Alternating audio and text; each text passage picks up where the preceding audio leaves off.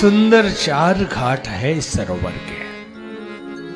और ये घाट कैसे हैं? संवाद के घाट हैं। 4 घाट किसी भी तालाब में 4 घाट होते हैं। यहां भी 4 ही घाट हैं। एक घाट पे भगवान महादेव पार्वती जी को भगवान श्री राम की कथा सुना रहे हैं।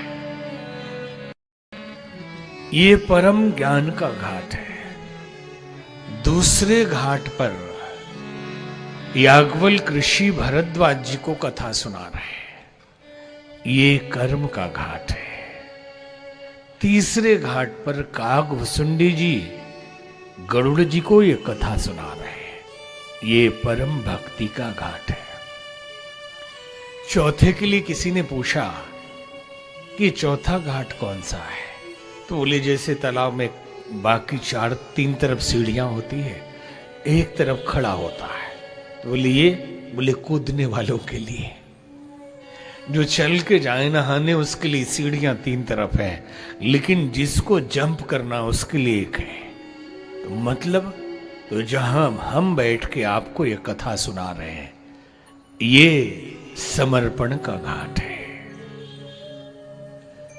तो कहा कि समर्पण की पराकाष्ठा ही तो भक्ति है। तो आपने भक्ति का घाट अलग बता दिया और समर्पण का घाट अलग बता दिया। बोले भक्ति में विधि विधान की जरूरत भी पड़ सकती है, कुछ नियम कानून भी पड़ सकते हैं, लेकिन समर्पण में कोई नियम कानून नहीं है। जैसे प्रणाम ऐसे करें, झुक के करें, घुटने तक करें, चरण स्पर्श इसको कहा जाता था। कहते ना पांव लागी, मतलब पैर को छुए, उससे आशीर्वाद मिलता था। अभी क्या हुआ? घुटना लागी, पांव लगी कहां है? वह मानिए कुछ शिष्या है, उनके यहां की परंपरा है, वो कहती है गुरुजी पैर छू के प्रणाम, वहीं से फोन पे ही। तो हम भी बोल देते सिर छू के आशीर्वाद। ऐसा फैशन आ गया कि कई बड़े शहरों में जाइए तो क्या होता है, ऐसे भी नहीं, चरण भी नहीं छूना, दूर से ही। ये क्या है भाई? ये कर क्या रहे हैं आप? घुटने तक के पास मतलब लीजिए, ऐसे दूर से ही मत करो भाई।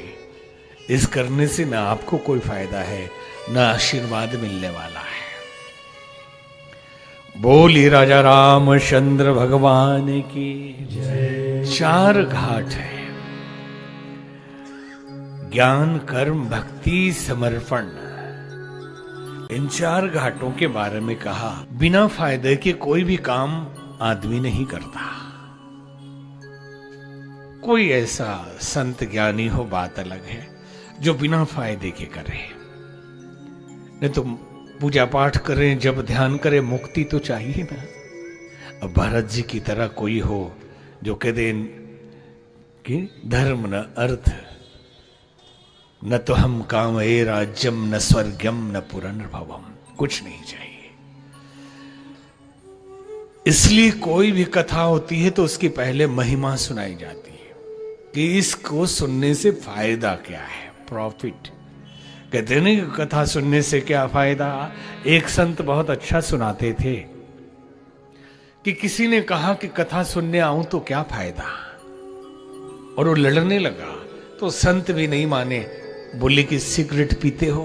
बोले हाँ, दिन भर में 2 डब्बा तो पीता हूं। तो बोले सिगरेट पीने से क्या फायदा? बोले कोई फायदा नहीं। फिर पीते हो ना भाई? दारू पीते हो? बोले हाँ। तो दारू पीने से क्या फायदा? कोई फायदा नहीं, नुकसान ही नुकसान है। फिर भी पीते हो? तो मान लो कि कथा सुनने से कोई नहीं फायदा, तो ये भी थोड़ा सुन लो, लेकिन फायदा है। क्या फायदा है? सुनने वाले को क्या फायदा, सुनाने वाले को क्या फायदा, और गाने वाले को क्या फायदा। सब लोग स्वार्थ में बैठे हैं। अब लोग बहुत स्वार्थी है। अब स्वार्थ परमार्थ की बात आई तो एक लाइन याद आ गया। लोग कहते हैं कि हम परमार्थी हैं, हम उनसे कहते स्वार्थी बनो। बोले मतलब आप ये क्या सिखा रहे हैं? आप कल्पना करिए, जो आदमी अपना ही ख्याल नहीं रख सकता वो समाज का क्या ख्याल रखेगा?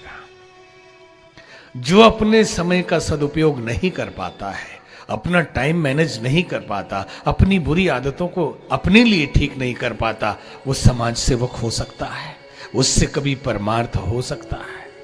अरे जो स्वार्थी ही नहीं वो परमार्थी। इस मायने में हम कहते हैं कि स्वार्थी बनो, पहले अपने स्वास्थ्य का ख्याल रखो, अपना हेल्थ केयर करो, थोड़ा योगा करो। नहीं, टाइम कहाँ है? और क्या है, संस्था खोल के बैठे हैं समाज सेवा की। अरे तुम अपनी सेवा तो कर नहीं पा रहे हैं। वृद्धाश्रम खोल के बैठे हैं, बुजुर्गों की सेवा करेंगे, माता पिता मर रहे हैं, कभी हालचाल पूछने गए नहीं। तो हम कहते हैं कि पहले स्वार्थी बन जाओ, परमार्थ